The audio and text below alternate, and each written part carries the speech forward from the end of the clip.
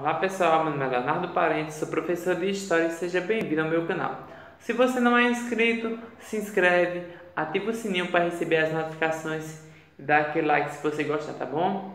Também faz comentários aí no vídeo para me ajudar e em breve a gente vai ter novidade aqui no canal, aguarde, tá bom? Bem, a gente agora vai dar continuidade, certo? Ao vídeo anterior, a gente falava sobre o Brasil, a crise da República Oligárquica, que a gente viu a questão da Semana de Arte Moderna, o surgimento de novos personagens, tá bom? Então aqui a gente agora vai dar continuidade falando de alguns movimentos, certo? Realizados pelo Exército, certo? Que vai trazer novas configurações, tá bom? Então a gente vai começar falando um pouquinho do movimento tenentista. Bem, na década de 1920 foi marcado por diversos levantes militares, liderados por jovens oficiais de baixa patente, principalmente capitães e tenentes. Por que baixa patente? Porque na questão da hierarquia, né, a gente vai ter os comandantes, os marechais, brigadeiros, todos eles lá no topo, certo? E essas classes elas não tinham os mesmos direitos que os grandões, certo? Então por isso que eles vão fazer alguns levantes. Bem, suas rebeliões, né, serviram para diminuir ainda mais o poder da oligarquia, certo? Atraindo a simpatia dos grupos de oposição. Aí vejam só, quando a gente fala a questão de diminuir o poder da oligarquia, quais eram as oligarquias que tinha no Brasil? Eram os governos de São Paulo e de Minas Gerais. Eram presidentes que se revezavam a cada 4 anos. Quando intitula-se a crise da República Oligárquica, por quê? Porque essa oligarquia ela vai perder um pouco da sua força e da sua influência para os novos personagens que vão surgir. E aí o Brasil já começa a entrar numa nova fase, essa aí já na década de 30, né? Mais especificamente em 1930, tá certo? Que é quando a gente já começa a ver um novo desenho que está surgindo com esses novos grupos, tá certo? Bem, a rebelião no Forte de Copacabana, em 5 de julho de 1922, foi o primeiro movimento encabeçado pelos tenentes contra a posse, que viria a ocorrer em novembro, do recém-presidente eleito Arthur Bernardes. Por que eles eram contra Arthur Bernardes e sua posse? Certo? Porque Arthur Bernardes era de grupo de oligarquia. Ele defendia somente as altas patentes, a parte da elite. E esse povo se viu excluído, tá bom? Então, assim, a revolta dos 18 de Copacabana, que é como ficou conhecido esse levante, por quê? 18 do Forte de Copacabana, porque no final da rebelião vai ter apenas 18 soldados resistindo bravamente, por isso que leva o nome. Bem, esse levante, né, teve como resultado aí bastante negativo, porque do total de militares, tá certo? Nós tivemos 272 que se renderam, tivemos líder presos e no final da rebelião, certo? Ela acabou não surtindo efeito, porque Arthur Bernardes acabou tomando posse do mesmo jeito, ou seja, o levante não foi totalmente em vão. Por que não foi totalmente em vão? Porque aí já começa a se plantar uma semente já nos grupos sociais, dentro do próprio exército, com aqueles soldados de baixa patente, onde eles podem aí buscar novos mecanismos para tentar mudar essa ordem que está aí se engendrando e comandando o Brasil. Então, assim, o 18 do Forte de Copacabana não foi bem sucedido em seus objetivos, porém eles já começam a plantar uma semente na cabeça da população para tentar assim ganhar mais poder, tá certo? Então essa aí foi a primeira rebelião, que é chamada de revolta tenentista, porque a maioria dos líderes eram tenentes e capitães, né, que são baixas patentes, tá bom? Bem, Em 1924, 2 anos após a revolta tenentista, certo? No segundo aniversário do levante do Forte de Copacabana, os tenentes voltaram a se rebelar, dessa vez nos estados de São Paulo, Sergipe e Amazonas. Por isso que eu disse que a rebelião deles não foi totalmente em vão, certo? Por quê? Porque eles aí acabaram conseguindo encabeçar essas novas pessoas que vão surgir aí contra a questão da oligarquia, certo? Entre as reivindicações desse novo levante estavam o quê? O pedido de voto secreto, porque o voto ele era aberto para quem quisesse ouvir. Isso aí fazia com que as oligarquias conseguissem comandar, certo? Os seus eleitores para votar naquelas pessoas que eles queriam em troca de favores. Então eles queriam voto secreto porque aí ninguém saberia em quem você votou ou não. Queriam a obrigatoriedade do ensino primário para toda a população ela ter esse direito, garantir a obrigatoriedade. Por que antes não era obrigatório o ensino primário? Porque se as pessoas aprendessem, pelo menos o básico, elas iriam, no caso, começar a ter uma pequena mente e não iriam votar nas pessoas que as oligarquias queriam. Então era isso que eles queriam, a obrigatoriedade, as pessoas aprenderem a ler, a escrever e saber, tá bom? E também queriam ainda a deposição do presidente da República. Bem, os paulistas que encabeçaram esse movimento acabou levando o nome de Coluna Paulista, tá certo? Que foi, o movimento aí que eles fizeram, certo?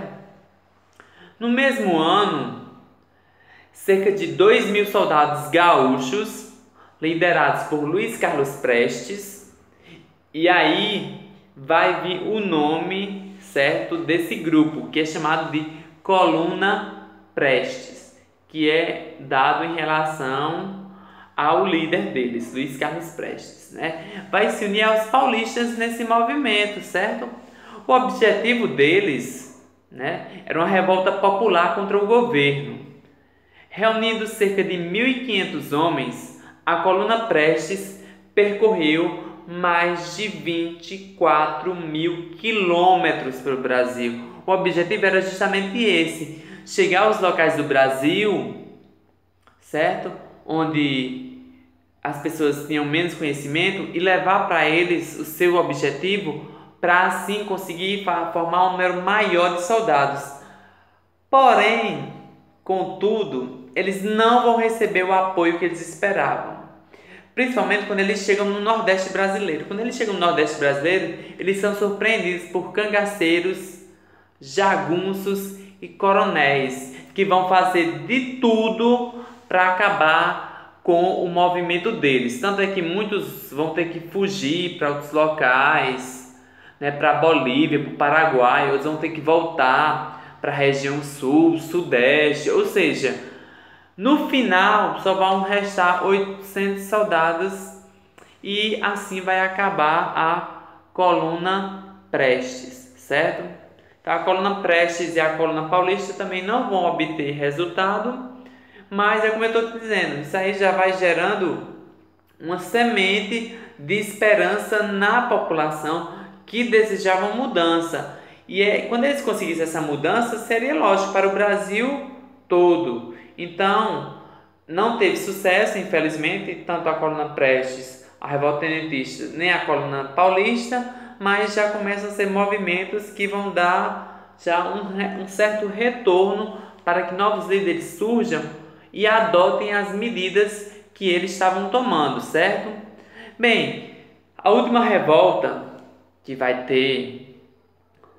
vai selar o fim da República Oligárquica vai ser a Revolução de 1930, que vai trazer um novo cenário para o Brasil, certo? Já em 1929, no final do governo de Washington Luiz, o país foi atingido pela crise provocada pela queda da Bolsa de Valores de Nova York. É isso mesmo, aquela crise que eu fiz outros vídeos para você. Se você quiser, vai no meu canal, procura lá, tá certo? Para você ver como foi que se deu a crise da Bolsa de Valores, certo? Então isso aí o Brasil acabou perdendo muito prestígio, tá certo? Tanto é que o Washington Luiz, né, ele vai indicar, certo, um nome à presidência que não vai ser apoiado pela oligarquia, certo? Então, contrário ao governo de Washington Luiz, vai se formar a Aliança Liberal, que reunia os estados de Minas Gerais, Rio Grande do Sul e da Paraíba. E ainda vai contar com o apoio dos tenentes. Tá vendo aí os tenentes, mais uma vez, eles não vão em momento nenhum se render não, eles vão estar sempre lutando. E essa aliança liberal ainda vai contar com o apoio social do Partido Democrático, que é um partido novo surgindo em São Paulo, que é completamente revolucionário, que ele quer trazer mudanças também. Então vai se unir a Aliança Liberal, tenentes e o Partido Democrático para buscarem novas mudanças, certo? Bem, a Aliança Liberal lançou o gaúcho Getúlio Vargas para presidente, certo? Que já era um homem que vinha ganhando bastante apoio, certo? Porém, Júlio Prestes foi eleito por meio de fraudes e da prática do voto de cabresto. Ó, mais uma vez aí os coronéis surgindo aí, tá vendo? Mais uma vez os coronéis interferindo. Assim, Getúlio Vargas ele foi candidato contra Júlio Prestes, que era apoiado por Washington Luiz, tá certo? Porém, devido a tantas fraudes e tudo, Júlio Prestes vai acabar sendo eleito presidente. Porém, o vice de Getúlio Vargas, que era João Pessoa, do estado da Paraíba, né, acaba sendo assassinado. Esse assassinato dele vai acabar dando início a um movimento político-militar conhecido como Revolução de 1930, certo? Então, veja só, o vice de Getúlio Vargas, após as eleições, né, que Júlio Prestes ganha, apesar de toda a desconfiança, né, de haver fraudes, o voto de cabresto e tudo, então ele vai ser assassinado. Com o assassinato dele, aí sim, todos aqueles tenentes, aqueles grupos sociais, os estados da Paraíba, Minas Gerais e Rio Grande do Sul vão se rebelar, trazendo uma revolução para o Brasil, essa sim, com um caráter bem maior. Essas revoltas armadas foram iniciadas simultaneamente nos estados do Rio Grande do Sul e também no estado de Minas Gerais. Os líderes dessa revolução, né, serão Getúlio Vargas, certo? Que vai encabeçar o movimento lá no Rio Grande do Sul, e Juarez Távora, que é quem vai comandar aí lá em Minas Gerais, que vai ser uma grande revolução que vai tomar conta do Brasil e vai trazer muitas mudanças, tá certo? Bem, Washington Luiz acaba sendo deposto em 24 de outubro de 1930. Em seu lugar vai assumir uma junta pacificadora, que vai entregar o poder a Getúlio Vargas em 3 de novembro de 1930. E aí começa uma nova era. Só que depois eu vou fazer um vídeo para vocês falando sobre Getúlio Vargas, que é um dos personagens mais incríveis da história do Brasil. Você vai ver que houve mudança, mas não foi tanta mudança assim não, tá bom? Mas já vai ser um novo ar. Então, com a chegada de Getúlio Vargas no poder, acaba a república oligárquica, e aí é o chamado às vezes de Nova República, ou então era Vargas, que a gente vai ver muito em breve, tá bom? Bem, pessoal, vou ficando por aqui. Mais uma vez eu peço para você se inscrever no meu canal, ativar o sininho, dar aquele like e comentar, tá bom? Para me ajudar. Então até a próxima, a gente se vê e muito obrigado. Tchau.